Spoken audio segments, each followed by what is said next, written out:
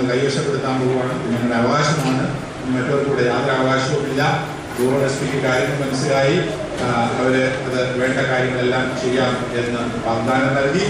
അതിനുശേഷം 2 ദിവസം കഴിഞ്ഞപ്പോൾ കളക്ടർ ഒരു ചർച്ചയ്ക്കായിട്ട് വിളിച്ചു. ഞങ്ങൾ ചർച്ചയ്ക്കായിട്ട് ചെന്നു. അവിടെ നമുക്ക് അനുകൂലമാണ് വിധി എന്നുള്ളത് കളക്ടർ വളരെ വ്യക്തമായിട്ട് തിരിച്ചത്. യാതൊരു വിരോധവുമില്ല, നിങ്ങൾക്ക് അനുകൂലമാണ് പൂർണ്ണമായിട്ട്. എന്നാൽ അവിടെ ഒരു ലോ ആൻഡ് ഓർഡർ സിറ്റുവേഷൻ ഉണ്ടാകാനായിട്ടുള്ള സാധ്യതയുണ്ട്. അതുകൊണ്ട് മറുഭാഗത്തെയും കൂടെ തൃപ്തിപ്പെടുത്തുവാൻ നിങ്ങൾ എന്തെങ്കിലും വിട്ടുവീഴ്ച ചെയ്യണം. ഇതായിരുന്നു നിങ്ങൾ പറഞ്ഞു. ഞങ്ങൾക്ക് എന്താണ് നീതി ന്യായം നടപ്പാക്കണം. നീതി ന്യായം ഒരു കൃത്യമായ കോടതി വിധി മുമ്പിൽ വെച്ചുകൊണ്ട് യാതൊരു അവകാശവും ഇല്ലാത്ത ഒരു വിഭാഗത്തിന് എന്തെങ്കിലും വിട്ടുവീഴ്ചകൾ ചെയ്തു കൊടുക്കണമെന്ന് പറയുന്നത് നീതിക്ക് ന്യായത്തിന് നിരക്കുന്ന സംഗതിയല്ല. അതുകൊണ്ട് ഞങ്ങൾക്ക് ഒന്നും തരാനായിട്ടില്ല. ഉടനെ അവര് അവസാനമായിട്ട് ആവശ്യപ്പെട്ടു ശവക്കോട്ട സെമിത്തേരി എന്ന് പറയുന്നത് വളരെ സെൻസിറ്റീവായിട്ടുള്ള ഒരു സംഗതിയാണ്. സെമിത്തേരിയിൽ അവരുടെ പിതാക്കന്മാരെ ഇറക്കിയിട്ടുണ്ട്.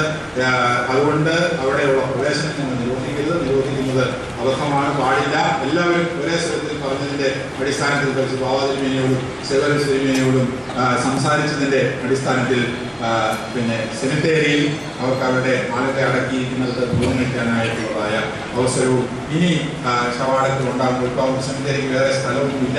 അതുകൊണ്ട് അതിന് അവിടെ കഴിയുമെങ്കിൽ അവരുടെ ചാപ്പൽ അതിൻ്റെ അടുത്ത് തന്നെയുണ്ട്. ചാപ്പലിൽ വെച്ച് വൈദിക പ്രാർത്ഥനയെല്ലാം നടത്തിയതിനു ശേഷം ആളുകൾ സെമിത്തേരിയിൽ പോയി ശരീരം മറവ് ചെയ്യുന്നതിനുള്ളതായ ഒരു, അതായത് ഹൈക്കോടതിയിൽ അപ്പീൽ ഉള്ളതുകൊണ്ട് അതിൻ്റെ കാലാവധി തീരും വരെ അത്രയും മാത്രം വേണമെങ്കിൽ ഞങ്ങൾ അനുവദിക്കാമെന്ന് പറഞ്ഞു.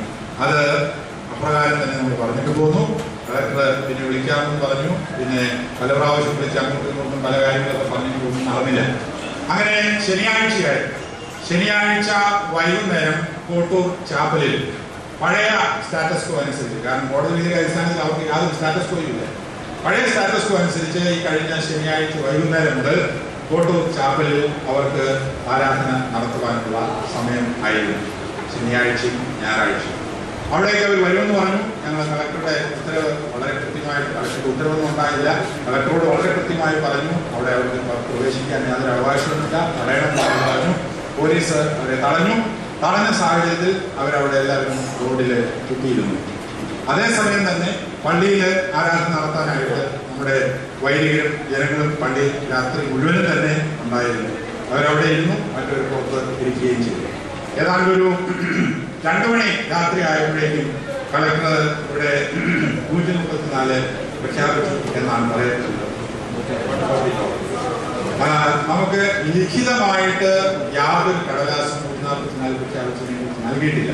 എന്നാൽ പോലീസുകാർ വന്ന് പള്ളിയകത്തിരുന്ന യഥാർത്ഥ അവകാശികളായ നമ്മുടെ വൈദികരെയും ജനങ്ങളെയും പുറത്തു പോകണമെന്ന് പറഞ്ഞ് ഇറക്കി വിട്ടു. അവര് ലോ അബൈഡിംഗ് സിറ്റിസൺസ് ആയിരുന്നത് കൊണ്ട് പോലീസുകാർ അധികാരികൾ വന്ന് പറഞ്ഞതിനെ മാനിച്ച് ആ സമയത്തേക്ക് തൽക്കാലത്തേക്ക് അവർ പുറത്തിറങ്ങി.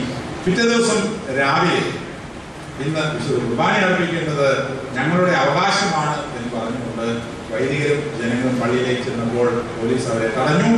അവരെ ബലം പ്രയോഗിച്ച് കയറുവാൻ ശ്രമിച്ചു. വൈദികരെ പോലീസ് അറസ്റ്റ് ചെയ്തു. ഇത്തരത്തില് എല്ലാ അവകാശവും ഉള്ളതായ ഓർത്തഡോക്സ് സഭയിലെ വൈദികർക്ക് കോടതി തന്നെ പേരെടുത്ത് പറഞ്ഞ് തിരിച്ചറിഞ്ഞതായ വികാരിക്ക് പള്ളിയിൽ പ്രവേശിച്ച് വിശുദ്ധ കുർബാന അർപ്പിക്കാനായിട്ടുള്ളതായ അനുവാദം തടസ്സപ്പെടുത്തുകയാണ്. ഇതാണ് ഏറ്റവും ഹൃദയഭേദകമായിട്ട് ഏറ്റവും നമ്മെ വ്രണപ്പെടുത്തുന്ന സംഗതി ഉണ്ടായത്. അന്ന് അവിടെ വിശുദ്ധ കുർബാന നടന്നില്ല. ഈ ചാപ്പലില് വിശുദ്ധ കുർബാന അർപ്പിക്കുകയും ചെയ്തു. അതിനുശേഷം വൈകുന്നേരം ഇവിടെ ഒരു പ്രതിഷേധ യോഗം ചേർന്നു.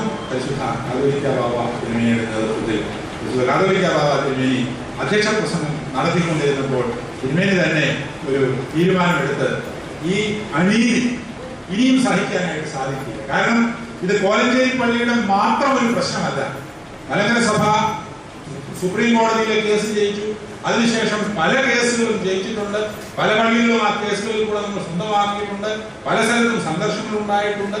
എന്നിരുന്നാലും ഇത് നമ്മൾ വെറുതെ ആക്കി നോക്കി നിന്ന് വിട്ടുകൊടുത്താൽ ഇനി കേസുകൾ നടക്കുന്നതുകൊണ്ട് യാതൊരു പ്രയോജനവുമില്ല എന്നൊരവസ്ഥ ഉണ്ടാകുന്നു. പാത്രഗീസ് വിഭാഗം ആഗ്രഹിക്കുന്നത് അത് തന്നെയാണ്.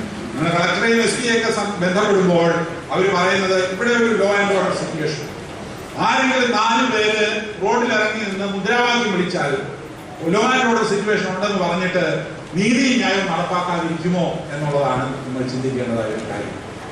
4, 5, 10, 100 പേരായിക്കൊള്ളട്ടെ, യഥാർത്ഥമായിട്ടുള്ള അവകാശത്തിൽ നിൽക്കുമ്പോൾ അവർക്ക് അത് കൈവശമാക്കുവാൻ തക്ക സപ്പോർട്ട് കൊടുക്കുന്നതിന് പകരം, അല്ലെങ്കിൽ അവരെ തടയാൻ വരുന്നവരെ തടയുന്നതിന് പകരം, ആവശ്യമില്ലാത്ത ക്ലെയിംസ് കൊണ്ട് വരുന്നവരെ സപ്പോർട്ട് ചെയ്യുകയും യഥാർത്ഥ അവകാശികളെ അറസ്റ്റ് ചെയ്ത് മാറ്റുകയും ചെയ്യുന്ന ഈ വടക്കൻ ഭദ്രാസനങ്ങളിലുള്ളതായ പള്ളികളിലെ കേസുകൾ തീരണമെങ്കിൽ ഈ കോലഞ്ചേരി പള്ളിയുടെ ഈ പ്രശ്നം സഭയുടെ യാത്രത്തെ വ്രണപ്പെടുത്തുന്ന, മുറിവേൽപ്പിക്കുന്ന ഒരു സംഭവമായിട്ട് നമ്മളെല്ലാവരും എടുക്കുകയും ഇതിനു വേണ്ടിയിട്ട് എന്ത് തന്നെ ചെയ്യേണ്ടി വന്നാലും പുറകോട്ട് പോകാതെ പോരാടുകയും ചെയ്യണം എന്നുള്ളതാണ് നമ്മുടെ ആവശ്യം.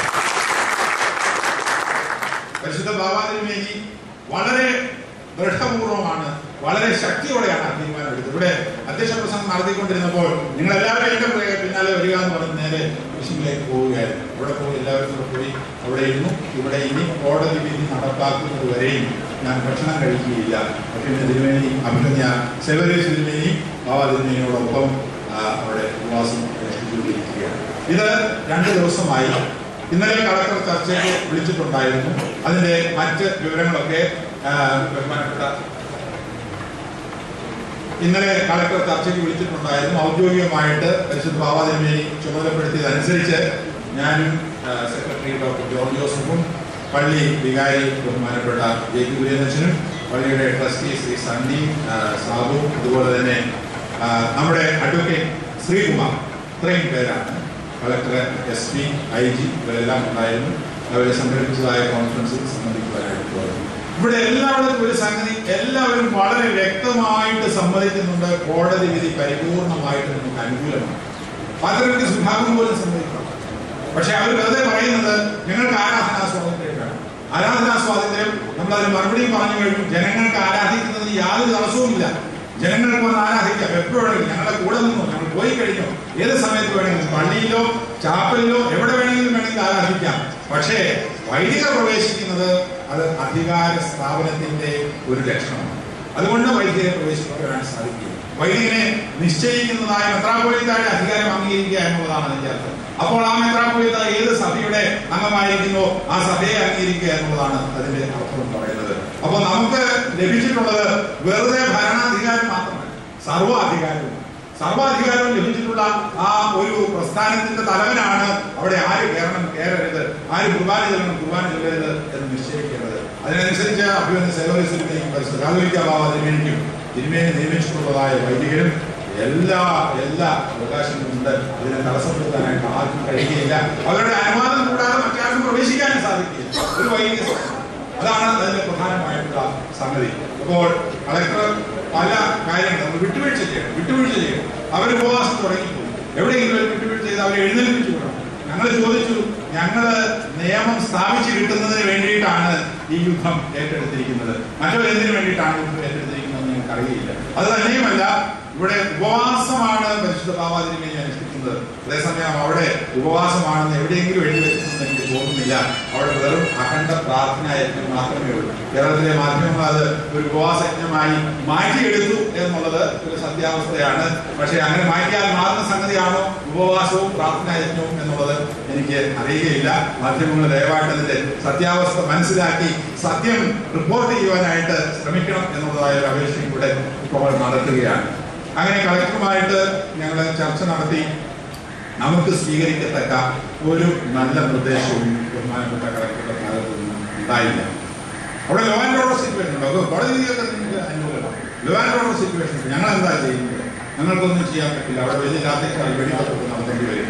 ഇത് എല്ലാ കാര്യത്തിലും ഇങ്ങനെ തന്നെയാണോ പറയുന്നത് എന്നുള്ളത് നമ്മൾ വിചാരിക്കേണ്ട, ചിന്തിക്കേണ്ട ഒരു കാര്യമാണ്.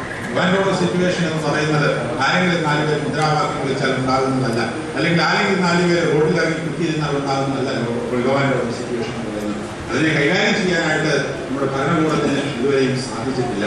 അതുകൊണ്ട് ഇന്നലത്തെ ചർച്ച പരാജയമായിരുന്നു. യാതൊരു നന്മയും അതിൽ നിന്ന് വന്നിട്ടില്ല. അതിനുശേഷം ഇപ്പോൾ ഒരു ദിവസം ആകുന്നു. ഇന്നലെ ഏതാണ്ട് ഈ സമയത്താണ് ചർച്ച അവസാനിച്ചത്. ഇതുവരെയും പലരും ഫോണിൽ കൂടെ ബന്ധപ്പെട്ടിട്ടുള്ളതല്ലാതെ വ്യക്തമായിട്ടുള്ള നമുക്ക് കൂടെ സ്വീകാര്യമായിട്ടുള്ള ഒരു നിർദ്ദേശവും ഇതുവരെ വെച്ചിട്ടില്ല. പല കാര്യങ്ങളും രാഷ്ട്രീയക്കാരും നൽകുന്നുണ്ട്. പക്ഷെ അതിനെയൊന്നും നമുക്ക് പൂർണ്ണമായി സ്വീകരിക്കാൻ സാധിക്കാത്തൊരവസ്ഥയാണ് ഉള്ളത്. അപ്പൊ അതുകൊണ്ട് തുടർന്നുള്ളതായ കർമ്മപരിപാടികൾ, പദ്ധതികൾ എന്തായിരിക്കണം എന്നുള്ളതിനെ കുറിച്ച് നമ്മൾ ഉറച്ച ഒരു തീരുമാനമെടുക്കുകയും ആ തീരുമാനത്തിൽ ഉറച്ചു നിന്ന് അതിന്റെ വിജയത്തിനായി പ്രവർത്തിക്കുകയും ചെയ്യണം. വർക്കിംഗ് കമ്മിറ്റി രാവിലെ കൂടിയിരുന്നു. വർക്കിംഗ് കമ്മിറ്റിയുടെ ചില നിർദ്ദേശങ്ങളുണ്ട്. ബഹുമാനപ്പെട്ട സെക്രട്ടറി അത് അവതരിപ്പിക്കും. ആ നിർദ്ദേശങ്ങൾ തന്നെയോ അല്ലെങ്കിൽ മറ്റെന്തെങ്കിലും നിർദ്ദേശങ്ങളുണ്ടെങ്കിൽ അതെല്ലാം കൂടെയോ നമുക്ക് ഒരുമിച്ച് എടുത്ത് അതിനനുസരിച്ച് ഈ സമരം വിജയിക്കുന്നതിനായി പ്രാർത്ഥനാപൂർവ്വം മുമ്പോട്ട് മുന്നേറേണ്ടത് അത്യാവശ്യമാണ്.